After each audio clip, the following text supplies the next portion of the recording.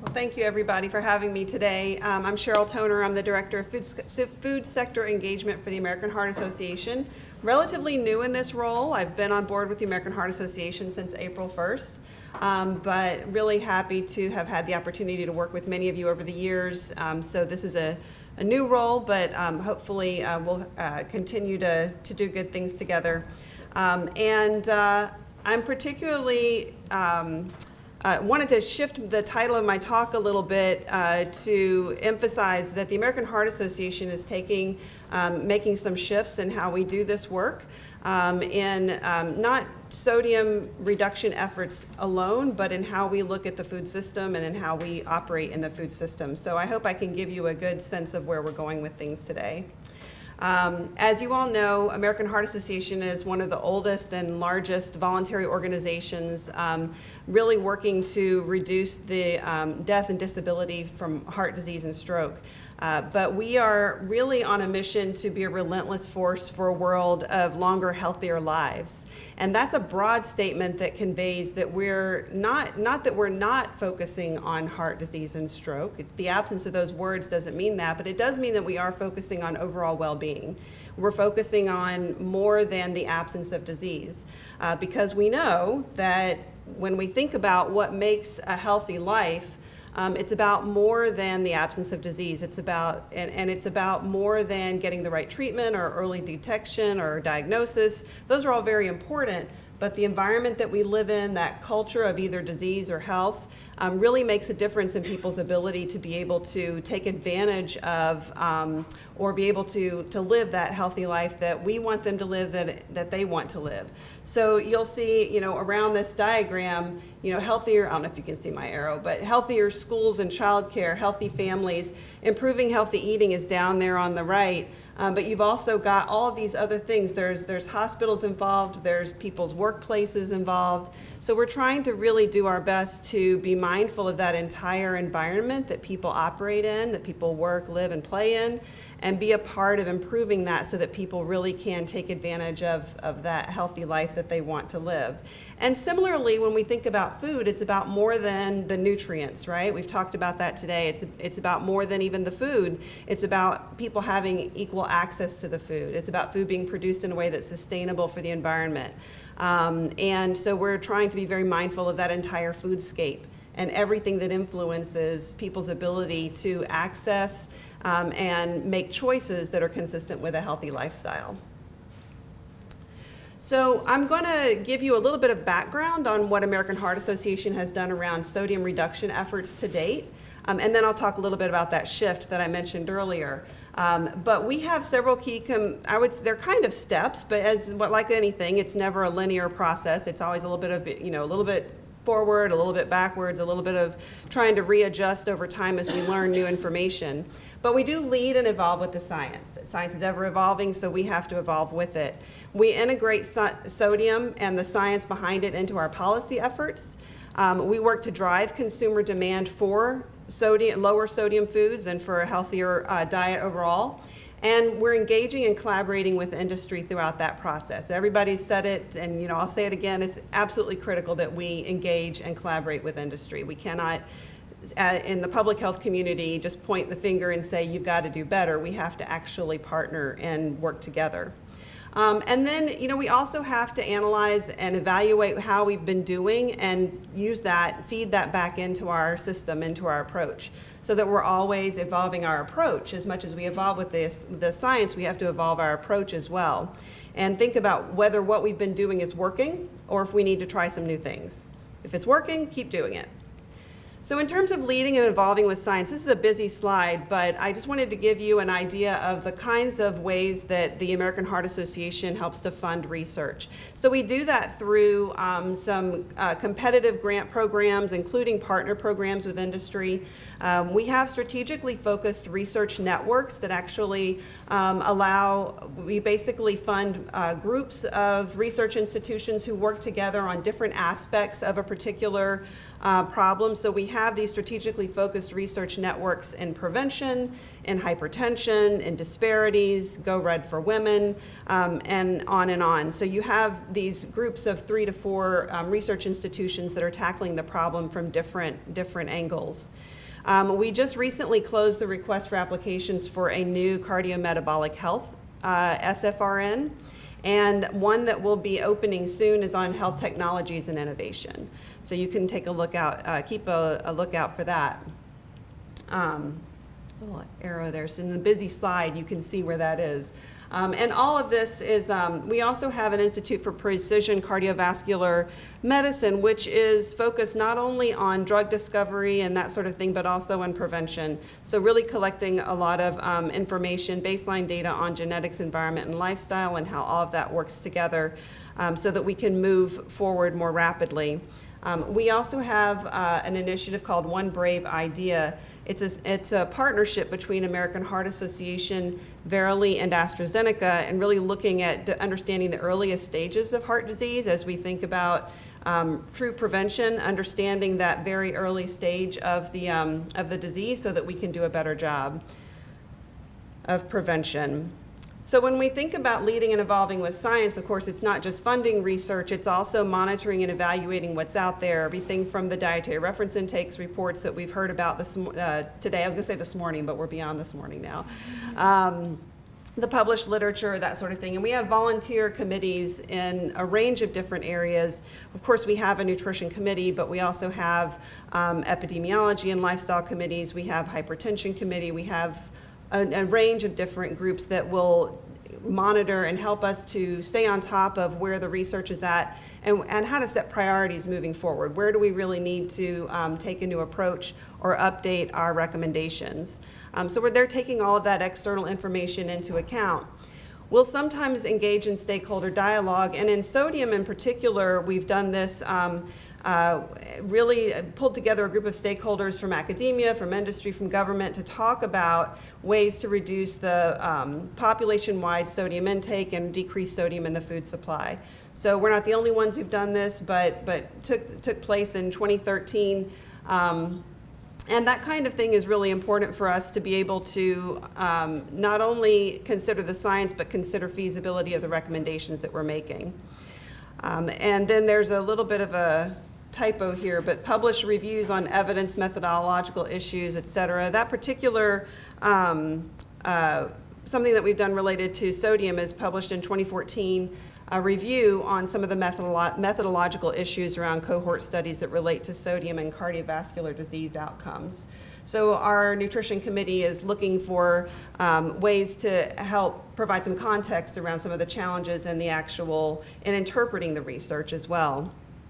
Most recently, the American College of Cardiology and American Heart Association published our latest guideline on the primary prevention of cardiovascular disease.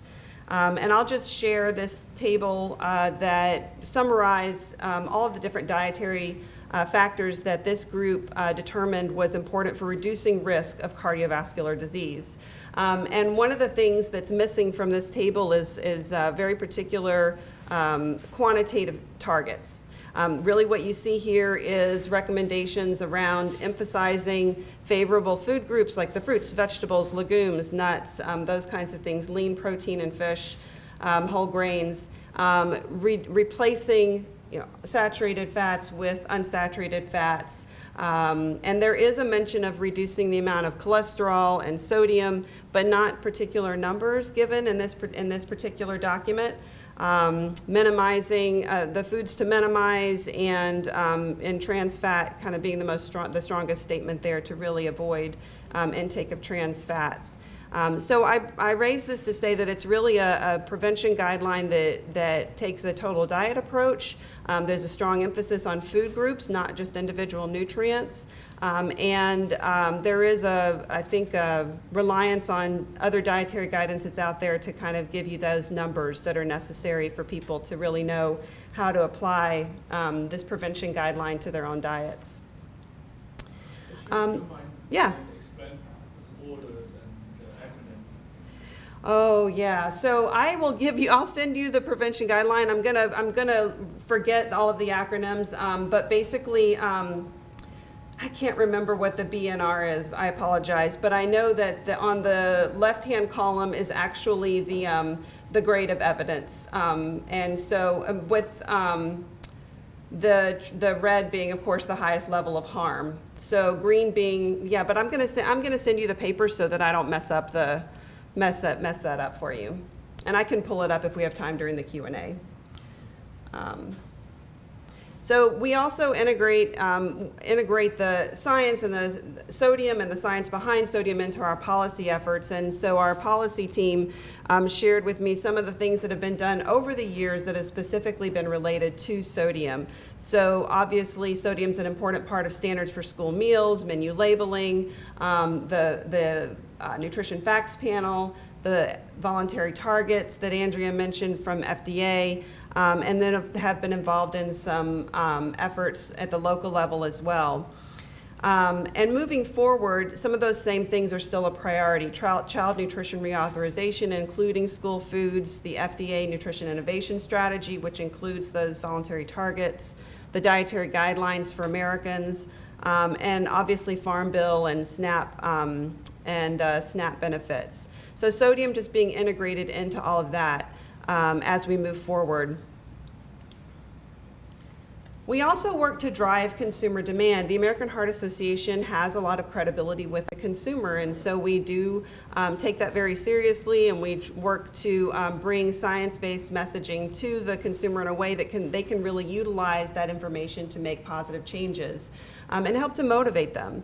So we've done a fair amount of consumer research, and we've already heard some of the results of various studies today. Nothing inconsistent in what we're finding. People are they're thinking about sodium. It's not huge majorities of the public that are really thinking about sodium, but people are thinking about it. And those who are thinking about it want help. They're really making an effort to keep sodium in check. So what can we do to help them? So in 2014, 2015, American Heart Association had a campaign, a sodium campaign, to really increase awareness, to really inspire consumers to make changes. So we were asking consumers to take the pledge to reduce sodium. And we also had a grassroots advocacy campaign. Now we had over 70,000 letters that were sent from consumers to decision makers and food companies around asking them to reduce the sodium in their food products and also in restaurant menus. But the Take the Pledge campaign was not as successful. So although we were really encouraging people to make a personal commitment, we weren't really getting people to at least, kind of click the buttons and really go through that process. But our resources on our website are highly popular in terms of really engaging people in everything from videos to recipes or what have you. So we see people interacting with these resources on our website, but fewer people who are willing to take that pledge.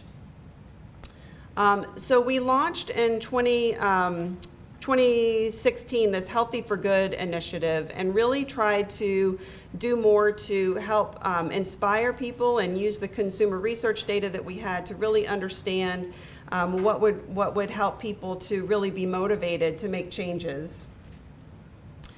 So we tried to obviously base all of our information on science in terms of what we provide to consumers, but also encouraging them to think about what would be personally motivating to them, helping them to find their own why. We provided easy to understand advice, tools, tips. They could have really actionable things that they can do, actions that they could take, and tried to think about ways to incorporate this in a lot of different venues. So not just online, but working with companies to incorporate it into corporate wellness initiatives and that sort of thing, community health organizations incorporating it into their programs. And they're pretty simple. It's a pretty simple set of categories, really, that we try to touch on. Eat smart and really emphasizing the total diet. So yes, sodium's a part of that. Added sugars are a part of that. It's also about getting the food groups that we need for nutrition. So fruits, vegetables, whole grains, low-fat dairy, and so on. Adding color, and that's where we get into a lot of the fruit and vegetable messaging. Moving more, helping people to find something that they enjoy that will get them moving and enjoying that part of life. And also being well, and this is something we've had as an increasing focus at American Heart Association, is the importance of emphasizing mental health and well-being, that people really need an opportunity to relax a little bit about, health, issues of health, and make it more positive and more enjoyable for people. And encouraging people to take part in self-care is another important aspect of that. So finally, we do engage and collaborate with the food industry and have been doing so for quite some time. In 1995, the Industry Nutrition Advisory Panel, or INAP, was established, and really has worked over the years to tackle issues that the group has identified as important, things like trans fats and added sugars. In 2015, we partnered with Aramark in an initiative called Healthy for Life 20 by 20, in which we worked directly with Aramark. They set goals to reduce sodium and added sugars in their menu items, menu offerings by 20% by 2020. And so really looking at, we're coming up on, kind of the fourth year, I believe, of this relationship, and really using it as a model for how to really make big changes with a company that has influence in a lot of different markets as a food service company. We've also been convening our Healthier Food Leadership Summit since 2016, where we bring together not only industry but academia and nonprofit organizations to really talk through some of the issues and identify a clear path forward. I would say that the biggest benefit that's coming out of this for American Heart Association and hopefully for our partners is that we've really been trying to listen carefully to what are the real issues and what are the real places where we can make a difference. And it's really helped us to understand the need to emphasize workplace health, for example, so we've increased our programs in workplace health. We've also heard that it's important to help companies understand the business case for healthy, which is not an issue for every company, but there is a small number. I think a lot of companies have fully engaged in the business and understanding and accepting the business case for healthy. They've been able to realize and even build that case with their own successes. But there are some companies who are still sort of not bought in.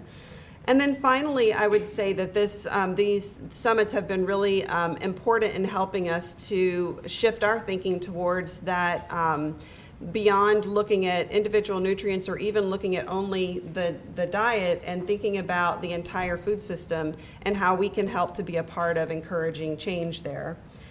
That's okay. So you can go to the website and look at it. Let's see if I can go back to So, but it's really the places and spaces where food is grown, manufactured, marketed, acquired, prepared is how we talk about food and how we give food meaning, what people are actually consuming. So it's everything. Someone mentioned earlier innovations. I think it was you, Andrea, mentioned innovations around marketing and how people talk about, how a company may talk about food and market food to encourage healthier choices. So it's not just the food product, but it's everything around the foods that we're providing to the public. So we're really working and have developed the Foodscape Innovation Initiative, where we're trying to encourage innovation in the foodscape that will help us to move towards a sustainable food system, to move towards nutrition security, so not just enough food, but food that's actually nourishing and healthful for people, and really for all. Really a food system that's equitable so that everyone has access to those healthy foods that will support their health. So we're listening, we're convening, we're trying to inspire and recognize good work. I'll talk a little bit about how we're doing that. Leading collaboratively, we're trying to really think about where are the places where we need to help to fill gaps that others are not already filling, but also think about where others are already doing great work in the foodscape and how we can be supportive of that. Continuing to work to drive consumer demand, and also continually evaluating our progress and evolving as we learn more. So our nutrition committee released an advisory to help us to understand kind of where we were at with the the idea of innovation in the food system and what's really been working and where do we have evidence for what's working. And what they found was that we don't have a huge amount of evidence around what's working and working well. But they did try to give a grounding in terms of what a healthy food system would be and what a sustainable food system would be. And these are not things that would be surprising to anyone here. But they talked a lot about the importance in the advisory of a multi-level approach that really includes all of the stakeholders that have a role to play in our food system. So really looking at everything from policies at all levels, food industry, engagement and activity, public health and medicine, community workplaces and work sites and schools, and also what the individual can do, individuals and families in particular. So emphasize the need for all of these systems within the food system to work together. I'm going to just skip over this, but let you know that in the paper there are definitely some ideas around different things that can happen at all those different levels. And there's also a review of the evidence that does exist around different approaches that have been taken in the food system to create better health and sustainability. The big thing that in terms of the advisory that really has been fueling us is that they really emphasize the importance of generating research and evidence, linking innovations to health outcomes, the underlining doesn't look like it's exactly right here, but promoting transparency and availability of data, whether it's on products, consumption patterns, or marketing, to help us to understand the impact on behavior and health. So really helping to pull the data that's out there together so that we can get a better global view of what works well and what doesn't work well. And I'm going to take those underlinings off because they make it hard to see since they're not lining up. And then facilitating the integration of strategies that will affect how we market foods and how we market or how we develop products. Really trying to bring the different sectors together so that we can work together on initiatives to obviously move us towards healthier dietary choices by individuals. But importantly, in all these three recommendations, they also talk about partnering. So again, we don't do it, none of us can do it alone, no individual company, no agency. We have to partner with each other to make significant progress. So that was a really strong theme throughout all of their recommendations. We launched as a result of this, the work with the summit, as well as our advisory, the Foodscape Innovation Awards. And this is our effort to try to recognize good work that's being done in the food industry and hopefully to inspire others to do more of that kind of thing. So we actually have this awards program open for submissions through September 16th. And it's one step in that process, but it will be an annual award. We're also convening our summit again this year, and we've renamed it from the Healthier Food Leadership Summit to the Foodscape Innovation Summit. Really wanting to bring together, again, industry, academia, nonprofits, different folks involved in the food system to work together in a collaborative learning environment, to have engaging panels, to really talk about data, insights, and trends. Really challenge us to think outside the box about what some of our challenges and opportunities are related to the foodscape, but also work together in discussion groups to really tackle some of the issues that could move us forward. And then finally, our Industry Nutrition Forum is a new name for our formerly the INAP, the Industry Nutrition Advisory Panel. Really, it's the group, like I said, that's been around since 1995. It's been a core group of industry that's really worked to help us to identify key issues that are really conducive to collaboration and helped us to move forward on things over time. We try to offer thought-provoking symposia where the industry can come together and our volunteers can come to the table and they can talk through some important issues of the day. But we also are working to build more collaborative opportunities into the Industry Nutrition Forum so that it's not just an information exchange, but it's actually an opportunity to roll up our sleeves and work together on various issues of concern.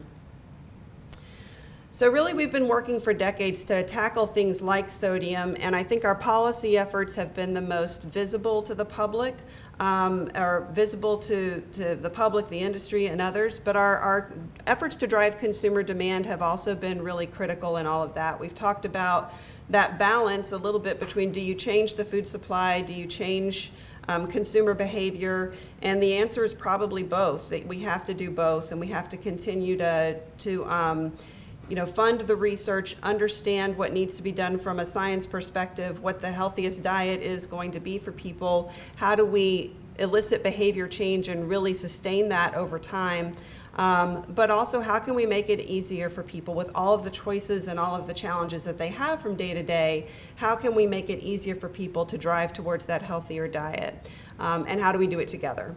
So with our Foodscape Innovation Initiative, I hope that we're signaling and we'll really be able to work towards a shift in thinking about not just nutrients and not even just diet, but also the food system and how we can do better together to improve our food system. We really want to take a systems approach and not think in isolation about things that need to change, but think about some of the ripple effects that any change that we make can have in terms of the health of people and the planet. We have an ongoing commitment to work with the food industry. That's really the totality of my job, is to work with the industry and our public health partners together to try to move forward on these initiatives that are important to all of us.